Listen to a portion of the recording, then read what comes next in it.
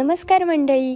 कोकणात राहणे म्हणजे प्रत्येक वळणावर एक नवीन देवस्थान, एक नवीन शांत जागा भेटते. आज मी माझ्या पहिल्या व्लॉगची सुरुवात अशाच एका मठातून करते. सकाळी रिक्षात बसून मी मठाकडे निघाले आणि पोहोचले कसाल बालमवाडी येथे असणाऱ्या स्वामी समर्थांच्या मठाकडे. मुंबई गोवा हायवेच्या अगदी जवळच हा मठ असल्यामुळे लोकांना इथे पोहोचायला खूप सोपं पडतं. हा मठ खांदारे काकांनी 2019 मध्ये बांधला. जवळपास कुठेही मठ नसल्यामुळे भक्तांची गैरसोय होऊ नये म्हणून त्यांनी हा उपक्रम हाती घेतला आणि आज इथे हजारो लोकांना स्वामींचा आधार मिळतो.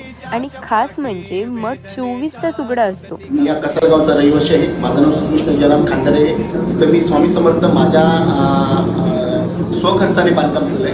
दर्शन करून बाहेर आले, पाया पडले आणि खरंच आतलं मन एकदम शांत झालं. कोकणात अशी कितीतरी देवस्थाने, मंदिरे आणि पवित्र ठिकाणे आहेत आणि मी ती तुम्हाला एक एक करून दाखवणार आहे. तुम्हाला माहित असलेल्या देवस्थानांची नावे कमेंट करा हा.